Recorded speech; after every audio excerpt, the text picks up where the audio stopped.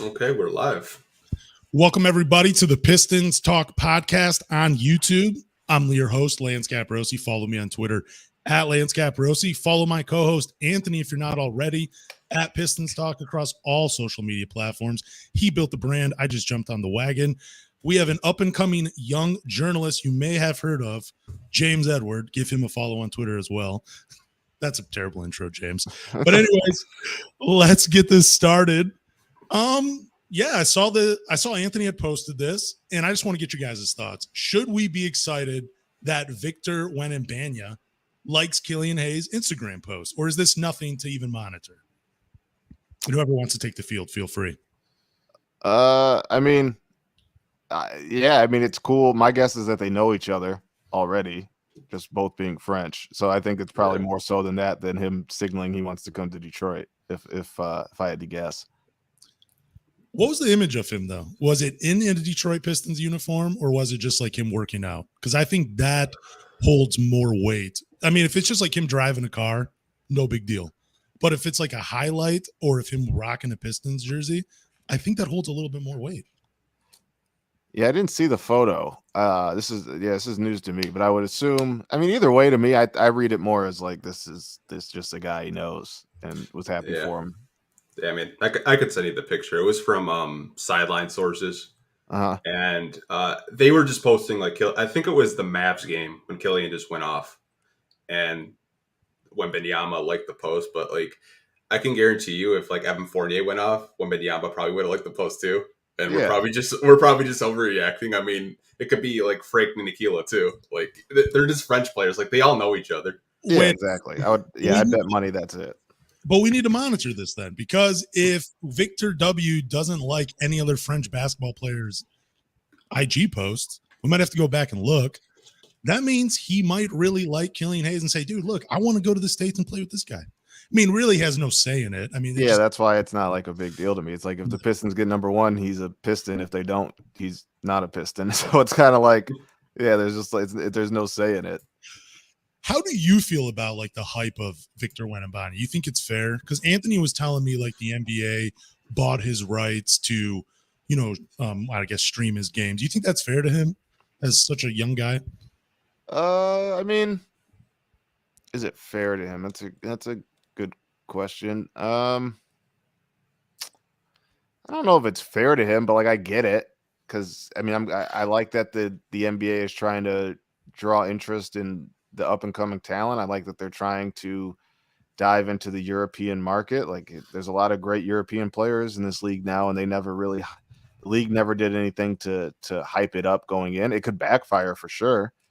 I mean, Victor, from the stuff I've seen, and I'm going to go check him out when I'm in Paris in January. Like he looks phenomenal, but I think just knowing Pistons fans, they're going to, if they get number one and they get Wembanyama, there's going to be an expectation that he's going to be like an all-star in year one. And I'm just like, I mean, there's a chance, but like, let the kid figure it out. He plays in the French league, which is probably not even a top 5 league in the world. He's a freak of nature, but he certainly has never played against the guys that he's going to play against when he gets to the league. So there definitely could be a learning curve. I just think that he's going to need a little bit more grace than people are going to give him once he gets into the NBA. It's a much, much different game. And like I said, the competition in League One is not it's not even a top 5 league in the world. It's interesting. I thought like here's my thing. I don't like when my thing about European players is if they put up numbers in the league, they're going to be able to do it in the NBA. Like, I don't know why you waste a draft pick on a Dragan Bender, but I've noticed though, because you just brought this up by saying it's not a top 5 league, but they've had some good players come out of the French basketball league. And if you looked at it, maybe I'm wrong, but I think if you looked at the success of the guys coming out of the French league, I think it would probably be even higher than almost any other league. That when they get drafted into the NBA, because I'm looking at guys like Tony Parker, Michael Petrus. I think the French league is good, and I think if you can put up numbers in that league, I think it's a good indication you're going to be a pretty good pro in the NBA. But I could be wrong. Yeah, agree to disagree. I think Wembanyama's a different beast. for sure. Like in comparison, like you said, like Michael Petras. I mean, obviously there are guys that have gone pro out of that league. It's just when you're a big man, I just can't imagine that Wembanyama is going against many big men in that league that are going to rival Evan Mobley or a Joel Embiid or anybody of that sort. I mean, go into Taiwan. I want to go see him go against Dwight Howard, DeMarcus Cousins. Yeah, let's see what he does against the old washed guys. Right? I would. Speaking of that, what kind of would you rather ride the bench in the NBA as Dwight Howard or do what he's doing over in Taiwan right now? It's a good question. I mean, if I have a lot of money and it's not for the money and I just want to play basketball, I'd go overseas. Yeah, if he just wants to play basketball, or if he just needs the money, I get it. I don't know. It's kind of hard to put myself in those shoes. Like I would find value in sitting on an NBA bench and going through that process, but he's done enough in this. Like what I don't know, he doesn't have anything else to prove, and if he just wants to play before his body shuts him down, like I totally respect that for sure. I mean, he's made enough money, assuming that he's financially still fine. But yeah, maybe he just wants to just keep playing before it's over.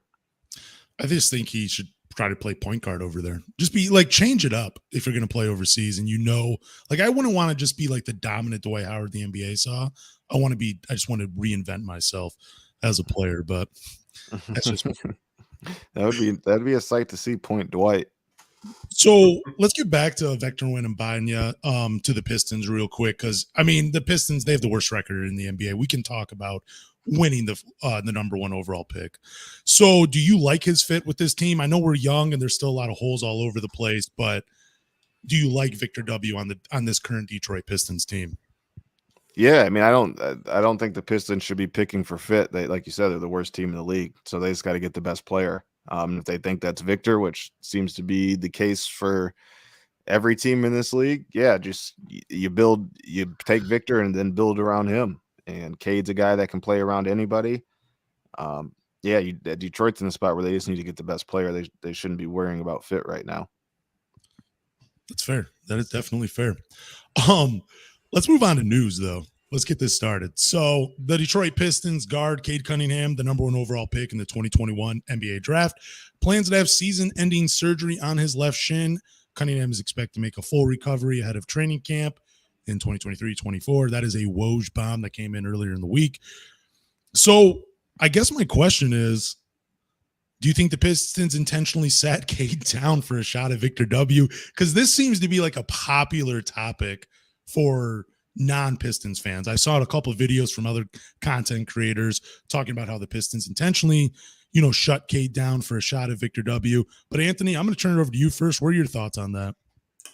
I don't know where you're watching videos, but they're idiots. Like if you watch the Boston Celtics game, you could tell he was in discomfort, like because he couldn't make anything. Like I think that's when it was like really flaring up. But no, I don't think they're purposely tanking. I think he's actually in a lot of discomfort and pain, and I think that's why they actually did it. And question I have for you, James, because I know like sometimes you have to sit on news and you have to wait until it like comes out. Like how soon did you know that they were going to shut him down? I mean, I knew that was the direction it was heading. I got the official, like, he made his decision like shortly after Woj. But like I knew that was like I knew that's where it was heading. He just hadn't made up his mind publicly yet, or privately yet. Well, I guess he had made up his mind, but he hadn't like told everybody this is what I'm doing. So like it was when me and Shams reported that there was worry he'd need surgery. Like from then on, we knew that something was happening. But yeah, anybody, yeah, I don't know why the internet's an interesting place. It is. First off, the Pistons can't tell Cade just to not play. They gave him the decision to get surgery or not.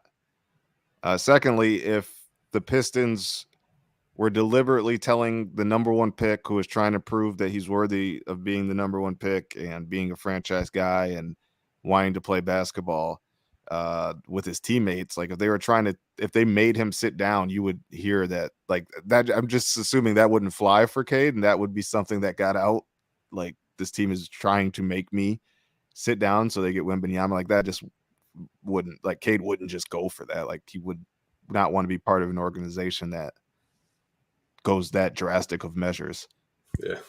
Dude, and that's why I was like laughing at the video. I'm like, does this dude, I know he has headphones on, but is he listening to himself right now? Because that is the stupidest thing I've ever heard. It's a developing team where you got the former number 1 overall pick in Cade Cunningham, who by all accounts and everything we see loves the game of basketball. There's no way, like you were just saying, James, you're going to tell him to sit down and not play basketball. He's done it his entire life. That's what made him the number 1 overall pick. And you're going to tell me the Pistons are going to intentionally sit him down. Yeah, right.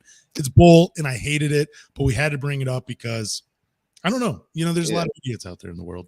And go ahead. No, I was gonna say it's not like they needed, like if Cade played, their fortunes would change. Like they were still not winning when he was playing too. Yep. So yeah, I don't know. That's the thing about the internet, man. Everybody's able to voice an absurd opinion, I guess, without any logic behind it. The thing that blows my mind is like when you read the comments, you're like, dude, I knew that team was doing that. That's exactly what I saw. And they're like, yeah, they told Cade to miss 3-pointers too. You know what I'm saying? They said, hey, Cade, lower your percentage this year so we have a better shot at Victor W. So that's like the issue too, is like, so people reading or watching this, I don't even know who the YouTube person is. I would assume it's just like a Pistons fan sitting in his room or something, but like because he's on YouTube, fans like take it as gospel. I'm like, who is this guy? Like, you know what I mean? Like that's just people see a guy on the screen and think that he has some juice, but it's like anybody can. A 6-year-old could start talking about the Pistons right now if he has a camera and a microphone. You know what I mean? Oh yeah, he's more popular than me. It's crazy. Man. So Anthony, did you have something to say about any of this? I was gonna say it's probably OKC fans because I'm pretty like dead to OKC fans. Like OKC fans like hate me with a passion. Why is that? Well, I kind of like went on a rant of like how I hate Sam Presti. And like all the draft picks and how he's just wasting SGA's prime, and do something with them if you're gonna do something with them. Like I just went on like a whole like tangent on a podcast, and OKC fans still bring it up and quote tweet it, and like, we have more draft picks than you. Who wants to live in Detroit? It's a shithole. I'm like, you're in Oklahoma City. You have like maybe one Chili's there. Like, chill out. I've never even seen the Chili's. I do have one of the best barbecue spots I've ever been to in my life, though. Shout out to Leo's. It's like 20 minutes outside of Oklahoma City. Very good. Good shout out. They definitely need that. So did you, with Cade's injury and everything, do you think that's the best? I mean, not even the best call. I don't want to ask that. I heard that injury he's had has been bothering him since college. Is there any truth to that? Or yeah, to my knowledge, it's been bothering him. He's had a shin issue for a couple of years. Yeah. So that would date back to college for sure. Okay. Yeah, it's been lingering, and I think it just flared up as bad as it ever has over the summer. Do they know why it like flared up? Well, because me and Anthony were talking about like maybe it's the weight gain, how he transformed his body over the off season. Did that play a role in the injury? I mean, that I don't know exactly like what triggered it, but I would imagine it's a stress fracture. So that, to my non-medical knowledge, a stress fracture is like if it's a little bit of an injury, like the more torque and power you put on it, like it just wears down over time. And I just imagine that, I mean, he's played the most basketball he's ever played in his life. He's moved and ran and lifted more than he ever has in his life. So he's just doing more. And your legs are very important. So, and they're the stabilizer. So I'd imagine it just kind of, after a while, it just built up, and it was too much for him to get out on the floor. Do you think him going out has helped Killian Hayes at all? Do you think this is kind of like a silver lining moment for some of these young Pistons? I mean, it's definitely helped Killian just because like he's playing well, and I think it helped from a confidence standpoint that he knows like he's gonna play and he's gonna be able to play through mistakes again. And there's nobody there's not another guard behind him or in front of him. But like he's gonna play, he has to play. They need him because they're short on bodies. I don't think I mean, there's a world where Killian figured it out while Cade is still playing too. I don't think they're mutually exclusive. I just think that the opportunity to build more confidence and build games and just have more minutes available has helped him. That makes sense. Definitely. This is something that you had tweeted out. I think it was an article from The Athletic, but you said Saddiq Bey is gettable for the right price. So what is the right price in your mind for Saddiq Bey? Yeah, I'm not sure. That's the part I couldn't really nail down is what exactly the right price was. To my knowledge, I think if they can get a first round pick, that's something they would consider. I don't think they are like they want to move Saddiq. I just think that if somebody comes with an offer that makes a lot of sense, that they would consider it. But I definitely think it would have to be like nothing short of a first round pick for sure. What about you, Anthony? What do you think the right price is for Saddiq Bey? Well, I did want to follow up on that because I was reading an article from Jake Fisher, and he said like the gettable price was unprotected first. Mm-hmm. So have you talked to him about that, or is that just something that maybe he's hearing? Talk to Saddiq or Jake? Jake Fisher. Oh, no. I haven't talked to Jake about it, but yeah, I mean that's like the vibe I got. That it would be like something like that, like a not like a bullshit first, but like an actual first round pick for sure. Yeah, not a Lakers first, but a real first. Yeah, and one maybe a little bit more soon than anything the Lakers can offer. Yeah, nah, we don't want 12-year-olds. Right? Yeah, nobody wants to be scouting 12-year-olds right now. It happens though. It does. Yeah, I don't know. I would like the first round pick. What I don't want back is another young project player. Like, I know a lot of Pistons fans love the project players. Like, they wanted Kevin Knox and, people were loving Josh Jackson for a little bit. I get the need. I mean, I get it, but if I'm trading Saddiq Bey, I either want a proven veteran that's going to help lay down the foundation for this team and, be able to help the team down the line in a couple of seasons when they're ready to compete. And I'm okay with the first round pick in this year's draft, but if you're going to try to trade Saddiq Bey, who I have been very hot and cold on, Anthony can tell you that, if they're just going to trade him just for another young project player, I don't want it to happen. But if you get a first round pick out of it, I'm okay with it. Yeah, I would be very surprised if Saddiq's traded and it's just like a player for player swap, that it would be anybody who has done less in the league than Saddiq. Like, that would surprise me.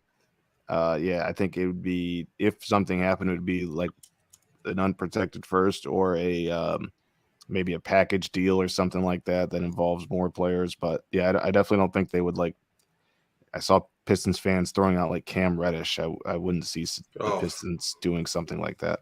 No, I'd be sick if that happened. Yeah, I think a lot of people would. I mean, one of my buddies was like, "What about Cameron Johnson?" Like, straight up for Saddiq. I was like, I don't even know if Phoenix would do that. Like, yeah, they'd probably want Bojan. Yeah, I mean, Cam and Saddiq in theory are supposed to be the same player, so I don't know why Phoenix would do that. So what do you think about that whole Cam Reddish news? Because we had that report for like Evan Fournier. You got to take him and you can either get Quickly or Cam Reddish. What do you think where the love comes from for Pistons fans for Cam Reddish? We were talking about this last week, and I mean, I get that he's a talented player. I just help me, I want to know why Pistons fans love him so much and why they want him on this team. Because I personally just don't really get it. I mean, I'm not going to be able to defend them, but I think Pistons fans just, like anybody who's not on their team and is under the age of 23, they just get excited for him. I don't think it's much more than that. Maybe they liked him at Duke. He hasn't done much in the league. I don't get where the minutes would come from. They already have enough young players, especially at guard. Where just, if they traded for Cam, where does he play? Are you going to play him over Ivy? No. Are you going to play him? Are you going to give him Killian's minutes, Ivy's minutes? No. Are you going to give him Alec Burks minutes? No. If you traded him for Hamidou Diallo, well, Hamidou doesn't play. So I just don't understand where fans think the minutes are for Cam Reddish. Yeah, I don't know. I don't know either, but also I remember some fans, not Pistons fans, but just basketball fans, talking about how he was like the next Tracy McGrady. And I don't know what people were watching. Again, I'm not trying to insult Cam Reddish or anything like that. I just don't know where the love comes from for a marginal basketball player at best in the NBA. Yeah, just being around Pistons fans the last 6 years, I think it kind of just stems back to like, look at Saban Lee's balling in the G League. Why don't we give him a chance? It's just kind of like they're just really hoping that they get a strike a good fortune and a young player works out. But it's like Cam hasn't really worked out in any stop so far.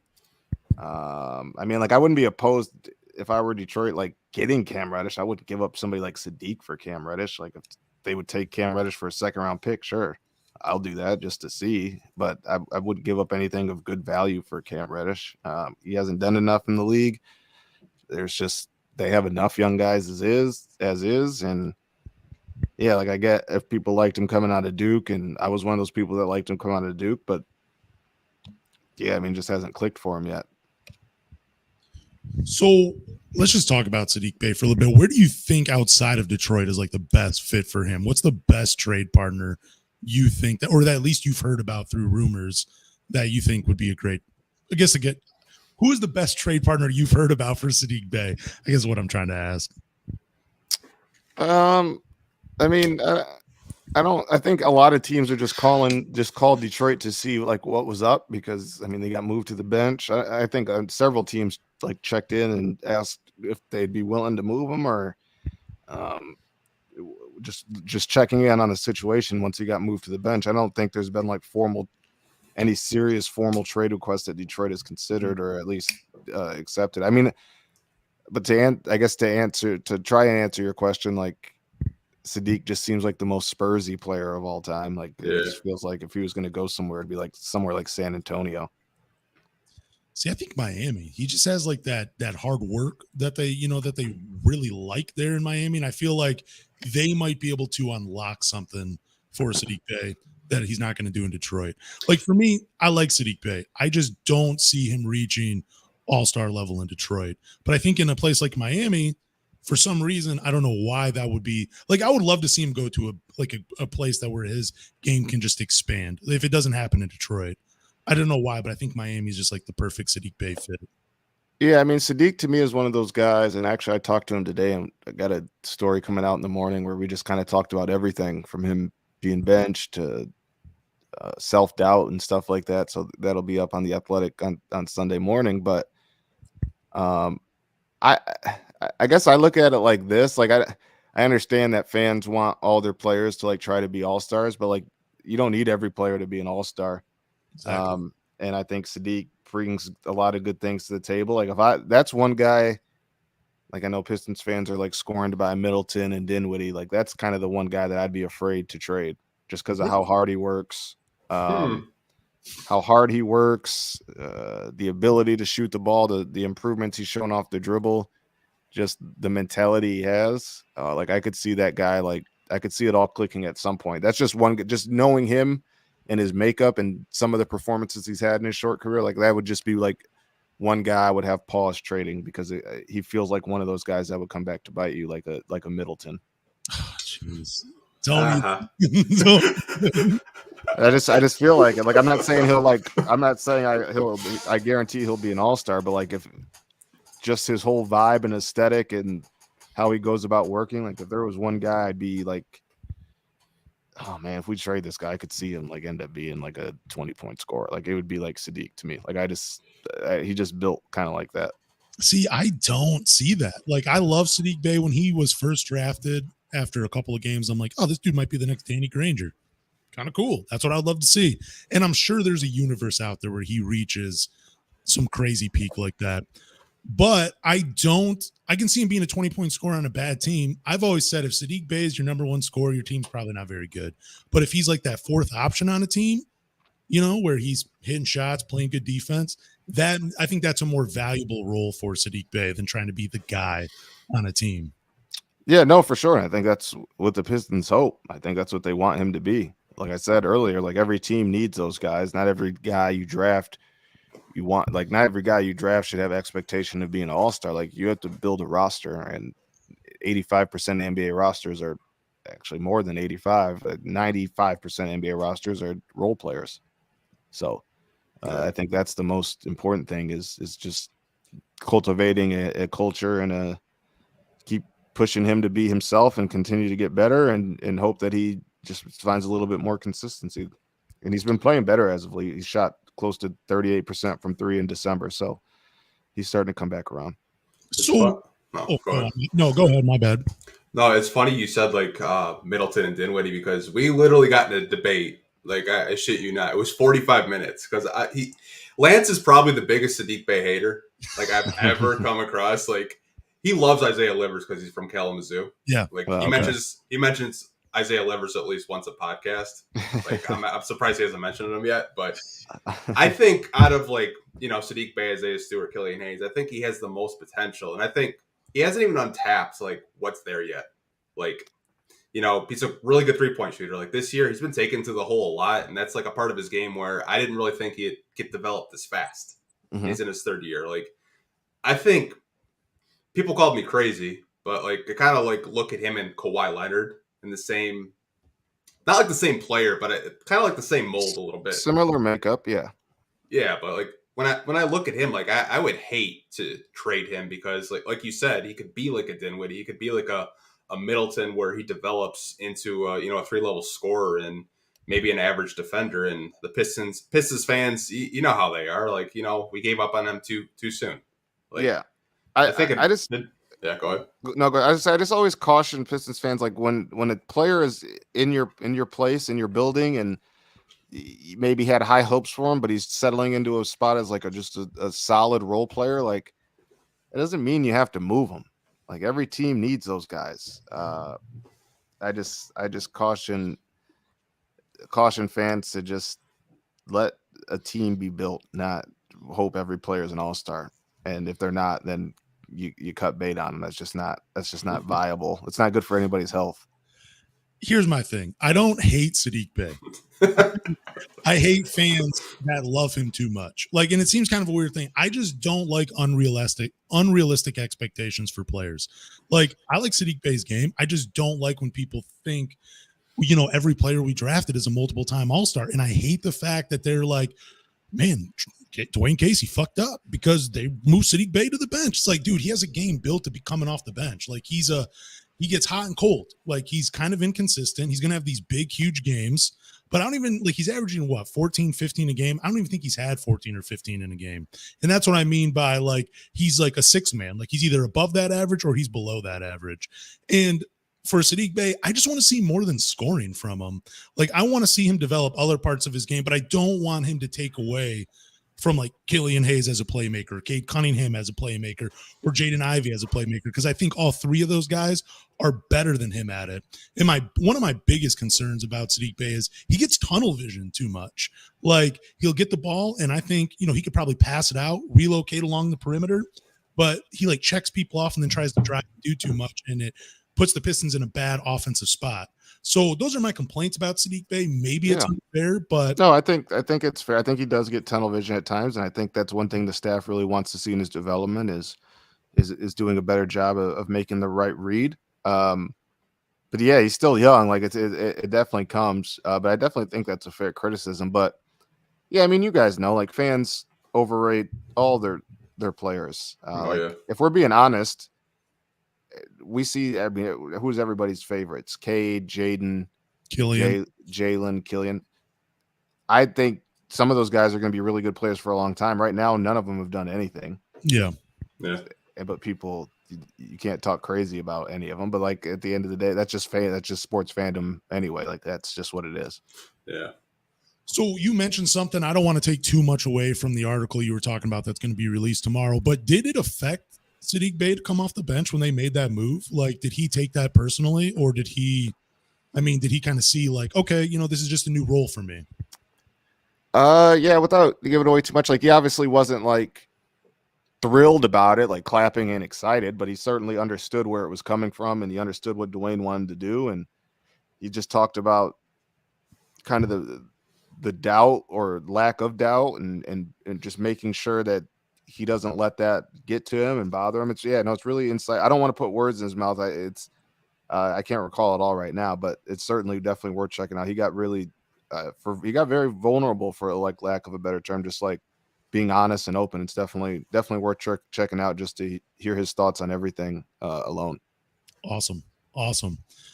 We got one more final piece of news. It comes from you again, James. The Pistons and Nerlens Noel have agreed that a trade is best for both sides. Possible teams: Portland, Sacramento, Dallas, and Miami. Out of those 4 teams, I'm going to ask you, Anthony, who's your favorite trade partner for Nerlens Noel? I don't think he gets traded, and I think he gets bought out. Oof. I just don't think he has a trade value unless you package him with somebody. I think that's fair. He hasn't really played too much. I think he's played like maybe 6 games. He's like, as Dwayne Casey says, like an emergency. Like if they all get in foul trouble, he'll play him. But I mean, knowing the Pistons, it's just over the past couple of years, like we all thought that, we're going to get a huge return for Derrick Rose. I mean, we got Dennis Smith Jr. in a 2nd-round pick. Mm-hmm. Like, I think sometimes Pistons fans, especially this time of year, like trade deadline season, they think they're getting 1st-round picks for all their players, and it's hilarious to watch. It's just scrolling on the feed, thinking you're getting like 2 1st-round picks for Bojan. But getting back to Noel, I think you'd either have to package him with someone on this team to get something of value, or you're just gonna probably do the buyout market and waive him and just eat the cap. But out of those 4 teams that James mentioned on a tweet earlier, who's your favorite trade partner? They don't want anything. I just look at all those teams and I was just like, ew, no. Like, it's very tough. Like maybe Dallas. I don't know. Like, do you really want to do them any favors though? I don't. I think one thing that should be said is, like, would Detroit trade Nerlens for like a 2nd-round pick? Yeah, I'm sure they would. But the thing is, like, they would have to. You can't. There's no teams out there really that just have $10 million in cap space that they can take Nerlens without sending out another player. So, yeah, I think that other player would have to be somewhat of interest to Detroit. Like, I agree. Like, I know that there are teams inquiring about Nerlens. That doesn't mean that they're inquiring necessarily for a trade. They're just maybe gauging the what happens once the deadline passes, and those teams also could be interested to sign him as a what do they call those guys when you get like as a guy who's waived after the deadline. I mean, again, Dallas just had some injuries. Kleiber's out for a little bit. Yeah. They need some front court help, so like maybe there's something to be figured out, and it's possible. But like certainly, I wouldn't bet money that Nerlens gets by textbook definition traded. Yeah. I mean, do you think it kind of stings for a guy like him coming to Detroit with so many young bigs in front of him where he doesn't get a chance to like showcase his abilities? Because he was a pretty solid player for New York, helped him get back to the playoffs 2 seasons ago, and now he's just not even cracking a rotation. Yeah, I mean, I'm sure it stinks for him. I mean, I know it stinks for him, and I'm sure he would love to play. But he also knew what the situation was he was walking into, where they have 3 young big guys ahead of him, and they're a rebuilding team. Yeah, like I don't think he was ever promised or guaranteed minutes, and he's upset that promise isn't come through. Like I don't think that was the case at all. I just think he's still kind of young. I think he's only 28, 29 or something like that, and just wants to play. Like I guess you certainly feel bad for a guy who like just wants an opportunity to play, just on a human aspect.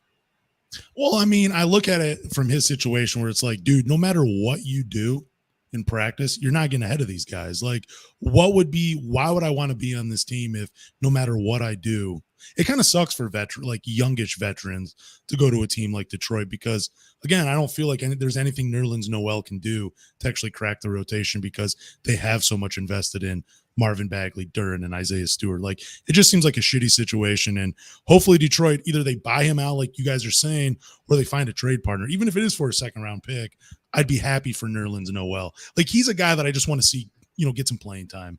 Like, that's it. Because he seems like, being a lottery pick, like his career is just kind of like, it's been a roller coaster ride for him. And I'm like, dude, you need to get off that and find a merry-go-round or something steady that where you can just make some money and be happy. But yeah. Yeah, I mean, I think that's why Detroit is trying to figure stuff out so that Nerlens can be happy. I think, and Detroit has done a good job of that over since Troy Weaver's tenure. Derrick Rose wanted to go somewhere else. They found a different place for Derrick. Blake wanted to go. They found a different way for Blake to leave. They've done that with numerous veteran players, and I think their reputation around the league is good because of that. How they treat those guys. How important is that to like a building team? Like, can you maybe touch on that a little bit for fans watching and listening? Like how important it is for a GM to be like a player's guy. And even though some fans hate that the Detroit Pistons have, bought out a handful of players the past couple seasons, but it is an important thing to do because, players, I don't know, they need to know that they can trust the GM. Because I remember that stuff with JJ Redick where he went off on the team that said they're going to do this, this, and this. And I'm like, that's not looking good, but like how important is it for a GM to have that relationship with his guys? I mean, I think it's important to have that relationship with the guys that are on your team just to be transparent and let them know what you expect from them. And that if you don't meet that, like there's a chance that they could get moved, like just to have that transparency and no surprises. But I also think it's important for the guys that we just kind of talked about, the Derrick Roses, the Blake Griffins and Nerlens Noel, because players around this league talk. What if a free agent next summer or past summer or 3 summers from now is getting interest from Detroit and they're considering it and they know Blake played there and they know Blake played under Dwayne and Troy Weaver and they called Blake to see if he liked his time in Detroit, or they called Derrick Rose to ask how's Troy Weaver, how was that situation? Like players talk and they talk to each other when making these type of decisions. So it's important to have just kind of a good juju, good mojo throughout the league for situations like that. Interesting. Definitely. Like, I mean, it made sense, but some fans a little different. If you get bored, you can go to the dead cap space. Still got Dwayne Dedman and Zaire Smith on there. Yeah. Yep. One more year, I think. Or one more year. Yeah. Soon enough. I remember that Zaire Smith era for just a little bit where people are like, they might have got a special player. I'm like, dude, this dude was playing the 4 in college and he's 6'4". That should tell you something. He has no guard skills. He's just an athlete. Shouldn't be getting hyped, that guy. As I said, love Pistons fans, but I don't know if there's another fan base in this league that gets excited about those type of guys, those second round picks, those guys that are just like Zaire Smith who have done nothing, but they can jump. That's exciting. Yeah. Like I remember Lance was really hyped about Jordan Bone. Oh, yeah. Oh, you were one of those guys? Yeah, big time. Big time. And I remember telling him before we actually did a podcast, I actually went on his podcast, and I was like, dude, Jordan Bone is not going to be an NBA player. Like, he's a G League player at best. Yeah, I don't even know where he's at now. Oh, dude, he's probably over in China or something. I think he might be overseas. If I was in his, like, I've said this before, and dude, if you're not going to make an NBA roster, forget the G League. Just go play overseas and make as much money as you possibly can. You only have short time to be an athlete. Like, yeah, that's a no-brainer to me. But some of these guys hold on to the dream, and I mean, I respect it, but it's like, damn, dude, you got to make like the dude for the Lakers a few years ago. They got Andre. I'm blank on his last name. The shooter or the guy. Yeah. Like, dude, I just could imagine like his wife is like, dude, we gotta like move on. Like I think Luka Garza is another. Like if I were Luka Garza, I'd be in Spain just making all the money I can. Oh man, I don't really get why he's still doing the G League thing. I would go try to make as much money as I can in Spain or something like that. Got Pistons fans to this day still upset, thinking that he was the next Bill Laimbeer. I was just about to say that Johnny Kane, I'm pretty sure he deleted it by now, but I had it bookmarked and I'm pretty sure I screenshotted it. Johnny Kane said in like 2 years, we're going to be watching Luka Garza and he is going to be the next Bill Laimbeer. I'm like, dude, you are fucking nuts. I love you, Johnny. We've all been wrong. Yeah, I mean, I've been dead wrong about shit too, but I mean, we've all had that. Yeah. I mean, you had to see that. He was the former college player of the year getting drafted 55th overall or whatever. Like, you had to see the writing on the wall. It doesn't work for everybody like that. He can't move, and it's not his fault. He wasn't blessed with any type of foot speed. I actually had a friend that's like, dude, I hate you because you believe in Isaiah Stewart, but you don't believe in Luka Garza. I'm like, Isaiah Stewart's way better than Luka Garza. It's no offense. Like Luka Garza is going to go make a ton of money overseas once he figures it out. But for now, just do your thing, I guess. Yeah. You need new friends.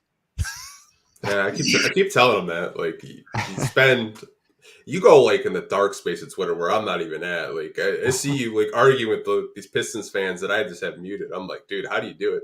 Dude, I don't take anything seriously. That's the beauty of it. Like, I don't really care. Like, I'll tweet things out that I don't even believe, and that's what makes it fun. Someone told me to do that. I'm like, that is genius. Let me get, I can explain it all on the podcast. I'm way better at talking than I am at tweeting. Content. Do we have any injury news, like any updates on any of these players? I saw that Isaiah Livers might be reevaluated here soon. His injury still makes me sad. Yeah, I mean, he re-aggravated his injury, so he's not going to be looked at again until another 2 to 3 weeks. So, I mean, he's looks like he's out for another month at minimum. Is there any other injury stuff? No, everybody else is good. Yeah, just Livers. They're waiting for Livers. Okay, let me ask you this: does comparing him to Shane Battier make sense? Yeah, I mean, out of respect for Shane Battier, who's done it at a high level, but yeah, like I see the similarities for sure. I think Livers is going to be a good player for a long time. They were both Michigan basketball players. I mean, Mr. Basketball. Yep. Both Mr. Basketball. Yeah, similar games for sure. I definitely see it. I just have to get that out there because I know it just makes Anthony die a little on the inside. We compared like every Piston player, like a pro comp, and okay. I said Dylan Brooks a little bit, but for Isaiah. No, for Isaiah Livers, yeah. For Livers, you said Dylan Brooks. Yeah, a little bit. I hate watching. I mean, Dylan Brooks is in my top 3 least favorite players to watch. He just thinks he's so much better than he is. That's why I just think at least Livers knows how to play within himself. I think Brooks does way too much. Dude, he had that kind of space too. The thing he did with Middleton the other night, it was like hilarious. Like Middleton like grabbed his ankle and he was like shocked. It's just like, dude. Yeah, that was a wild sequence. NBA. Speaking of player comparisons, I have gotten criticized the last couple of weeks because apparently I compare every tweener forward to Tobias Harris. Like I compared Sadiq Bey to Tobias Harris. And then after the podcast, I started looking up comparisons for him. And to everybody watching, everybody listening, other NBA websites, basketball websites had him compared to Tobias Harris. So it's not like I was going out of left field comparing him to Tobias Harris. So it's not a crazy comparison. Yeah, I mean, again, Tobias has done it at a fairly high level for a long time, but like styles of play, definitely. I think Sadiq's a little bit more physical going to the rim. So Tobias is definitely a better shooter, but you can see in terms of role, you can see the similarities. And that's kind of like what I go with player comparisons. It's not like fit for fit, like Sadiq Bey plays exactly like this player or this player. It's a combination of what they can do on the floor, combination of like similar athleticism, and then, also the role that they'll be playing in the NBA. That's kind of what it goes for me. But yeah, no, for sure. I get that. So we do have a topic, and I think this is kind of fun to talk about, and is, would it be a mistake for the Pistons to hold on to Bojan Bogdanovic while his value is so high? I mean, listen, if the Pistons decided to trade Bojan, I get it. If they decide not to trade him, I get it too. Yeah, like I mentioned before, they certainly have interest in being good rather than later. And if that's the case, you can't keep trading good players for draft picks or young players. That's just not conducive to building a winning team. I think Bojan has way more. Well, assuming he plays, he doesn't have to play this well, but assuming he plays like even 80% of how he's playing, he'll have a good amount of value next year too. If the Pistons want to try to be a play-in team next year, I'm just not sure where they get a guy like Bojan in between now and then. So on a friendly contract, still at the very least, if he's not as efficient putting the ball on the ground, like he'll be a good spot-up shooter for a long time. They only have him under contract for 2 years. If the Pistons want to be good, which we all know that they do, they don't want to keep rebuilding forever. It would be wise to keep a good basketball player. What about you, Anthony? That's kind of like I was kind of saying like how you had to build a foundation, and I thought he was a foundation piece. Like him and Alec Burks to me, I think are veterans that are impactful, and like you could flip them if you wanted to. Like you could probably get good return on Bojan because I think his value around the league right now. A lot of contending teams need shooting, like he does provide. But I just think, like you said, if you do want to win, you need players like Bojan and Alec Burks on your bench in your locker room with a really young team. I mean, like if you take them out of the roster in general, I mean, they're one of the youngest teams in basketball, and like you need impactful veterans to help this team grow and try to get to a play-in maybe next year. Because I know, like you said, they eventually want to start winning. Like rebuilding usually takes 3 to 5 years, and we'd be going into year 4 next year. So and they're going to have a lot of cap space. So I know whether it's in trades this deadline, maybe they trade for guys like, I don't know, maybe a Karis LeVert or something. That's something that I would love to see, honestly. But yeah, my thing with the Karis thing is like, I think it made sense before Alec. It's like now it's like they're kind of one and the same, and one cost Karis would cost a little bit more. A little bit.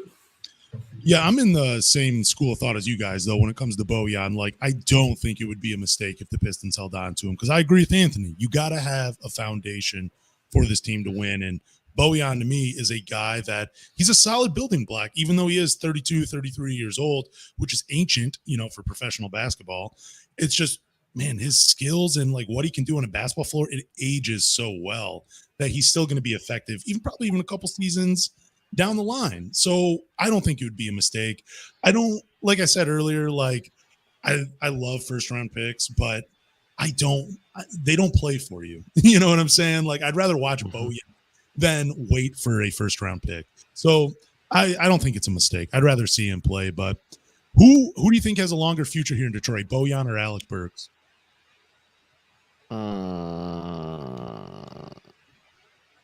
Probably, I don't know. I could see him leaving at the same time. Probably Bojan.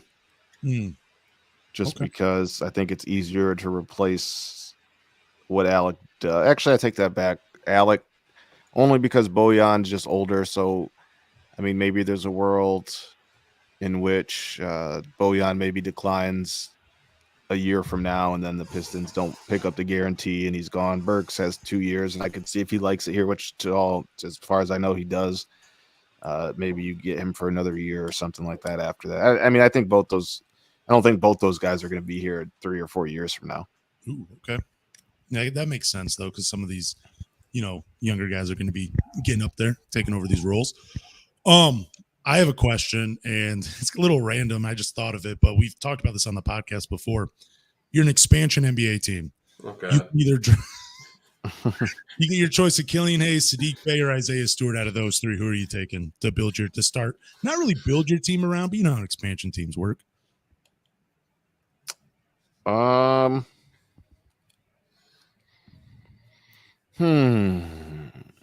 Which one am I taking? Yeah, like if you're just I don't know how you've built your team, but you've seen enough of these guys where you know their strengths and their weaknesses. You know how they can help you out. And you're a basketball fan. We've all kind of built teams built teams before. So yeah, expansion team. I think I would assume if I'm building an expansion team, I've already got like a ball handler up top, or like somebody who's going to be initiating my offense. I'd imagine that'd be like the first route I went. I think Isaiah's skill sets are the most translatable to like playoff basketball. So I would probably take him. I mean, if he's going to shoot how he's been shooting and he can defend in space, he can play 4 and 5. I would go for that kind of Swiss Army knife if I'm trying to get into the playoffs and win a round or two. Makes sense. I get that. Yeah. And Anthony, you got any questions for James? I don't, but there was someone that did ask a question earlier that I did want to just start.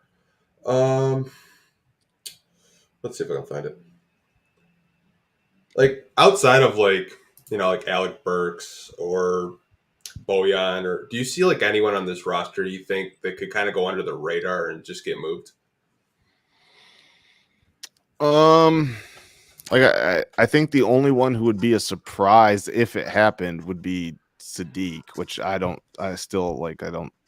that's not like for sure going to happen. That's just been obviously teams are calling about him. I think that'd be the only surprise. I mean, would people be surprised if Hamidou got traded? Like it's not a name that they've heard, but he's not playing.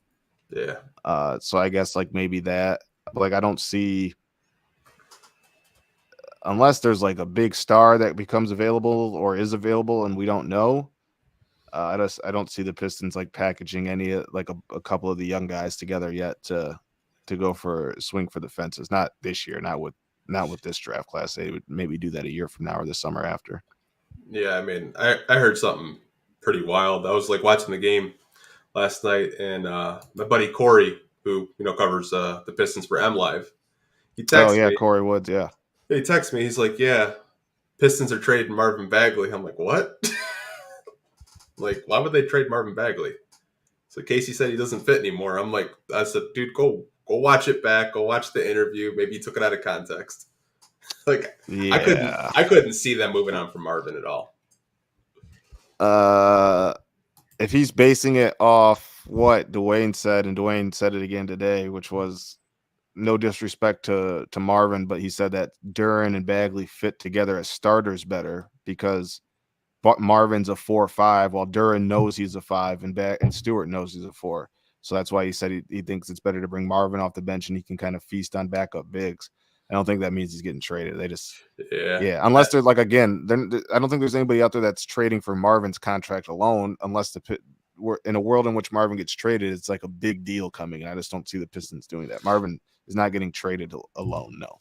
Yeah, like when I got the text, I was just like, you got to go watch it back because it's like sometimes when you watch Dwayne Casey pressers, like I don't know, like sometimes like he'll say stuff, but like you have to go back and listen. You're like, okay, maybe I just heard him wrong because I was thinking to myself, I was like, why would you trade him when he's probably your best bench player, like right there with Alec Burks? Like ever since he came back from injury, like him and Alec Burks have just been like lighting up the bench. Yeah, and I mean, I obviously know Dwayne very well. Like first of all, he wouldn't say a guy is getting traded. Yeah, right. And that's not his job. Secondly, he was saying that Marvin or that Stewart and Duren fit better with the starting lineup, and Marvin has that skill set that's better off the bench. So, all due respect to Corey, I would be shocked if the Pistons traded Marvin Bagley as a like player for player deal. Yeah, I was kind of like laughing. I was just like, dude, are you sure? Like, go listen to it again. I mean, I worked with him for like over 2 years, and I know how excitable he can get sometimes. This is like, dude, chill out. I don't want to downplay his reporting, but yeah, I don't agree with that. Yeah, me either. So I've said this before that you can tell me if I'm wrong, but that I said that Marvin Bagley is more valuable at 22 minutes per game than 28 minutes per game. Meaning he's better off the bench, picking apart backup bigs versus starting in with a larger role, I guess. Does that make sense? Yeah. No, I think so. I think that's why Dwayne did it. I think Marvin is a scorer. He's a like shot in the arm along with Alec Burks. Like just you need a boost, you need a burst, you need some guys to get you some buckets to bring some energy. And Marvin does that. I certainly think that you kind of deploy Marvin and you let him do his thing in minutes and in blocks and sections and spurts. And that's the best utilization of him because, I mean, sometimes he might struggle against Anthony Davis, but as we saw, for the last few weeks, he feasts on every other backup big man. Like they just can't stop him from scoring. And I think that just utilizes Marvin's skill set better. That's awesome. I like that. I'm glad someone thank you by the way, for just like stroking my ego. I just needed just for a second. Anytime, man. That's why I'm here. That's why you paid me to be here. You didn't tell Anthony. Free haircuts if you're in Kalamazoo, James. Anytime, man. I'll hit you up. We got any Q&A questions though while we still got James on the pod? Yeah, but like this question is just like, I doubt you want to talk about Gabriel Procida. But I mean, I like his game from what I've seen. Like he has an interesting game. I think there's potential for him to come over across the pond at some point. Yeah, I like his game. He's got some skills to him. I obviously need to see it translate to this level, but I certainly think there's some intrigue there for sure. Am I too harsh of like comparing him to Mario Hezonja? It's a great comparison. Mar can Procida get up like Mario did? Yeah. Did he? I mean, yeah, he's got some hops. Yeah, I don't remember him being as big, but I saw him. I'm trying to remember him at Summer League, but maybe he was. Yeah, I mean, I don't think that's unfair. No, I mean Mario flamed out pretty quick, but I think Gabriel has a little bit more wiggle to his game. Yeah, I mean, I've seen some Pistons fans saying that Bojan's going to take him under his wing next year. I hope. Yeah, it's possible. Certainly possible. I don't know if sure. I would assume. Would he come over next year? I'm trying to think. I mean, we'll have to see how the summer plays out, but I don't think that's out of the realm. I haven't seen how he's doing overseas. I haven't kept tabs. I mean, out there. every time I look, he's like giving someone a poster. Like Is over in it. Yeah, like he's like really sneaky, like athletic. Like, yeah. Like I know a lot of Pistons fans are like, "Oh, tell him doing another favor again," because they're like comparing it to the Servetus thing. Yeah, I don't think that's definitely not the same thing. No, I tried to explain that to him. I was like, "No, that was way different." Yeah, a little bit different for sure. No, I think Gabriel Procida had tested as one of the best athletes of his draft class, but here's my scenario. Pistons, they're like it's 3 years from now. They're in the Eastern Conference Finals. They lose to the Milwaukee Bucks or on their way out. They need somebody to come in and just be like that guy off the bench that can give them a spark. Gabriel Procida shows up wearing his country's flag as a cape and just becomes the man off the bench for the Detroit Pistons. He's like Tony Kukoc when he came and won the next 3 championships with the Chicago Bulls. That's my scenario for Gabriel Procida. Like, that's what I want to happen for that kid. Just are you calling it? I need you to pick you either got to call it happening or not. Like, I need to be able to hold you to this. Oh yeah, no, you can hold me to it. I feel like this dude's, I'm telling you, stepping off the plane, probably not even the Detroit Pistons sponsored one, probably like Delta or something, flying into Detroit, wearing that flag as a cape. That's what I want to see. We'll check back in 6 years. 3 years. 3 years? Okay, we'll check back in 3 years. I hope I'm right. I mean, maybe Balsa like plays better than he does. Who knows? We got another draft stash. I forgot about Balsa. Yeah. Do they? I don't even know. Do they still have his rights? I think they do. Yeah, they do. Do they? Okay. Yeah, I wouldn't hold your breath on that one. No, I'm not. I talk to him from like time to time. Okay. Yeah. Like, how's he? He's actually a pretty funny dude. Is he? Yeah. I've heard good things about him. I've never talked to him, but I've heard good things about him. Wish him the best. Yeah, for sure. Same here. Balsa. Yeah, he's gonna be better than Luka Garza. Just watch. I don't know where, but he'll be better than him. Man, I don't know. Do we have any more Q&A questions? Because we'll do one more and we can wrap this up. This is something that like we've talked about a little bit, and obviously I like Dwayne Casey a lot, and I've probably been a defender of Dwayne Casey because you know how Pistons fans are. They're just like. Everything's the coach's fault. Yeah, it's never the 8 turnovers at the rookie guard. Right. It's it's just to a point where like they don't think he develops anything or anything like that. But I'm not even gonna go down that rabbit hole. But if you did have a name that the Pistons may be looking at, who would it be?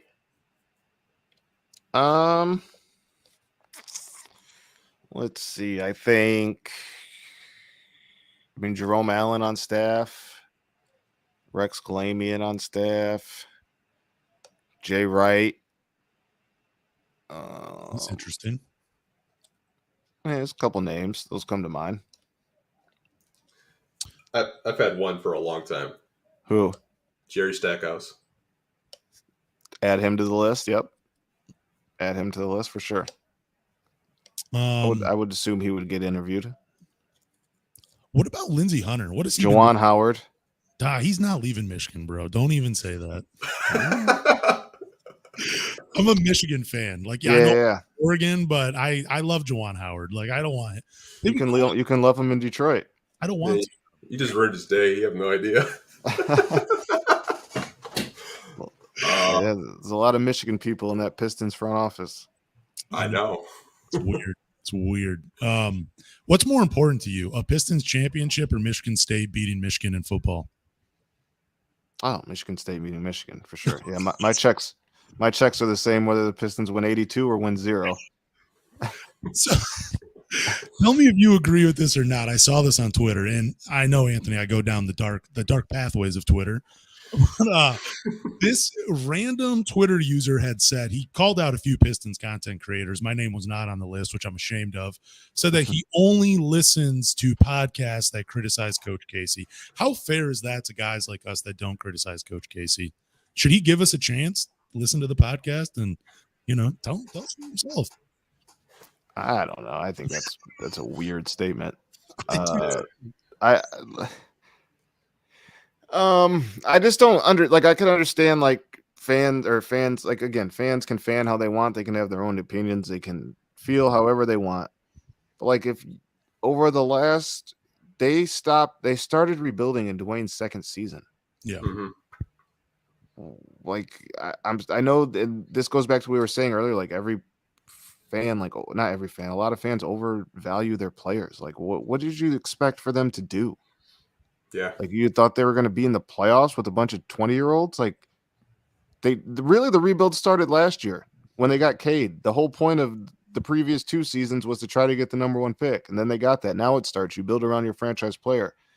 I just don't understand, like, what – again, maybe you get – to me, there's just a lot of casual fans that came back when the team got Cade and Ivy and Duran and Bay and Stewart, like, just exciting names, and they don't really know how the NBA works, and – you can't really point to any young team outside of like maybe Memphis that like exceeds expectations. Like, again, I've tweeted this a million times. The Warriors didn't make the playoffs or have a winning record till Steph's 5th year.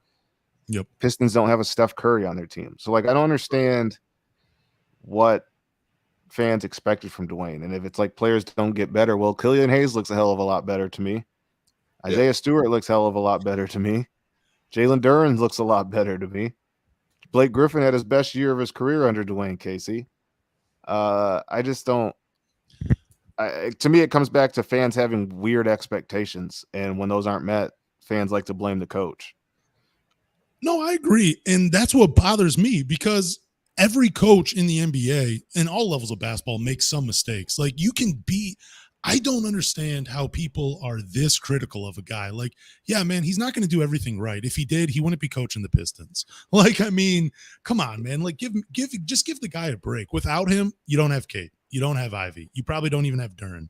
You know what I'm saying? Without Coach Casey, doing whatever. But I guess for me, like, I want to know, what were your expectations for him as a coach? And what do you want the other guy to do outside of winning? Like, because I don't think any coach is winning with this roster for how young they are anyways. Like, it's just not going to happen. So what do you want from him?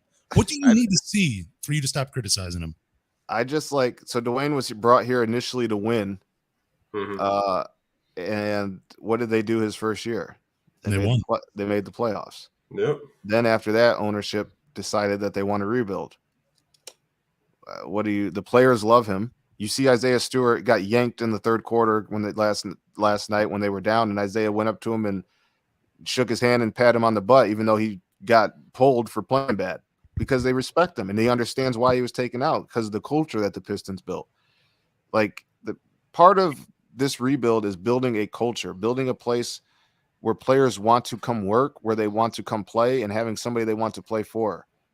These guys want to play. They enjoy playing for Dwayne Casey. Isaiah Stewart loves Dwayne Casey. Even if he's playing bad, he understands when Dwayne takes him out, why he's taking him out.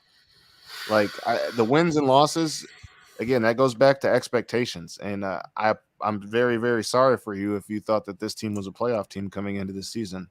You should read The Athletic. Honestly, that's awesome.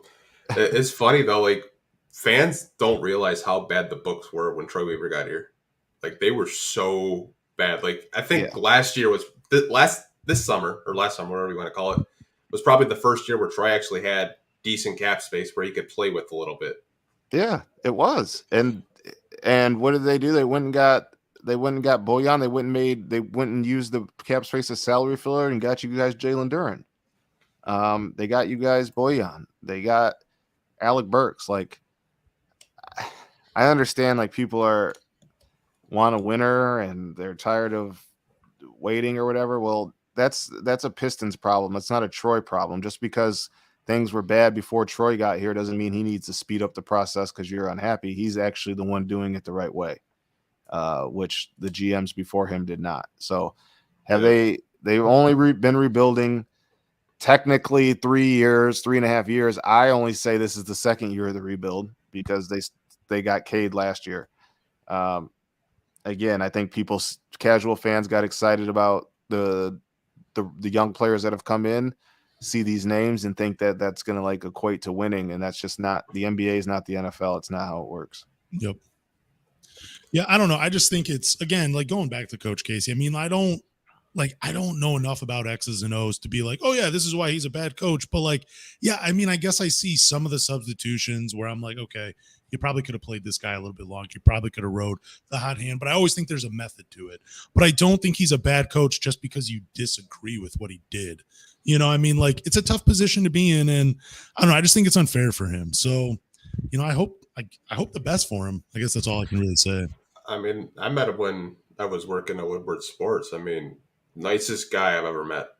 Like, he's a great guy. Yeah, I mean, like we literally talked basketball for like an hour. Like, that's just the type of guy he is. Like I just don't get, like, if you meet him and you talk to him and then you go on Twitter saying that, you know, why does he play Corey Joseph over Killian Hayes? Like, it's just like, I just don't get the thought process why fans are just so hard on him. Like, they want Victor or they want Scoot Henderson or whoever in the draft, but they also want to win. Like, you can't have your cake and eat it too. Like, and the other thing that kind of gets me is like, and that's the difference between a coach and a fan. Is like, if Killian's playing bad and he's playing Corey, he's not playing Corey because he wants to play Corey. He's not playing Killian because Killian doesn't deserve to play. Yeah. It's not because it's Corey. If it was player giraffe, you would play player giraffe. The whole point of that is, Killian, you're struggling. You're not doing what we asked of you. You're coming out and your replacement is Corey Joe. That's it. Just because they're young and you're like, oh, I always see fans all the time. Here comes Alec Burks in this rebuilding year, or here comes Corey Joseph in this rebuilding year. And it's like, they're being put in there because the young guys are messing. You can't reward bad behavior. Like, that's part of developing. That's part of, if Jaden wants to play in the final minutes of games, stop turning the ball over and stop taking early shot clock threes. Like, you can't reward that. You know what I mean? So yeah, I don't know. There's not enough characters. Well, there might be enough characters on Twitter soon, but there's not enough now to describe it all. I don't know. Elon Musk took her to Twitter Spaces. Everyone's losing their shit. No, I guess my other thing too is like, I mean, if you're listening to other podcasts, which is cool, that's fine. I'm not saying like, me and Anthony, we're not like saying just listen to us and that's it. You know, nobody is. But I mean, if you're just listening to a podcast or listening to a content creator because they want to be negative, Coach Casey, why do you want to fill your head with that stuff anyways? You know what I'm saying? Like, why would I want to just listen to an entire podcast where they complain about the coach that's trying to do his best? And then for the fan, I mean, even not even that. I just think it's weird to say I'm not listening to a podcast unless they bash Coach Casey. It's like, you get your jollies off on that? Like, that's weird. I know, and I don't know, man. It was just a weird thing for someone to tweet out. It was just so weird. And I remember reading it. I remember bookmarking it. And I'm like, what am I doing wrong where you don't want to listen to this podcast? You know what I'm saying? Am I not criticizing Coach Casey enough? First of all, I don't really want to talk about that the entire time. You know, because I don't think he's doing a bad job. I see sometimes when a young player like Ivy does something wrong, I'm like, dude, you're going to have to sit him on the bench, because what you had just said, James, it's, you want to correct the problem. You don't want him to get into bad habits. And like 4 years down the line, you're like, why is he still making these same mistakes? Well, remember when you bitched about Dwayne Casey taking him out for making that same mistake 5 years ago? Yeah. Well, you know, that was exactly the problem. And people, well, how else do they learn? Well, they learn because they don't want to sit on the bench anymore in those big moments. That's how they learn, not by going through it and continuing to make bad mistakes. But yeah, that's to each their own, I guess. Fans are going to fan. It's just, that's why you got to use the mute button if it starts to get to you. Oh, dude, I just still love it, man. I'm the son of a hairdresser, so I love drama and gossip. Like, I grew up with it, dude. Like, I just love all of it. So I'll never mute anybody. Oh, no. Anybody. Sometimes you have to, man. It's pretty crazy. There's certain people where they comment and then they're muted, so I'd have to like literally click on to see who commented. I was like, yeah no, I'm good. I'm good. Yeah. Worst part of the job. Definitely, I get it. Well, not yet, but maybe one day. I do got one final question for you though. So we're talking about the NBA lottery. We were talking about, someone had brought up like, what would you do if you had if the Pistons got the number 2 overall pick? And I'm sure you've answered this plenty of times, but are you trading the pick or are you drafting Scoot Henderson and just trying to figure it out after that? Like, what is your process? Drafting Scoot. Yeah, 100%. I mean, he's to be fair, like I know people are excited about Jaden, but he's a better prospect. Just like if Scoot was in Jaden's draft, Scoot would have gone in the top 3. Yeah. No questions. Probably number 1. Yeah. So you take them and figure it out.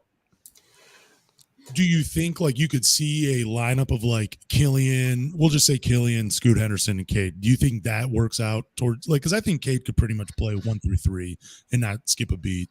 But if they do go the Scoot Henderson route, what do you think happens to like Jaden Ivey? And do you think Killian becomes the starter? I don't know. There's a lot of options with the Pistons with that many guards.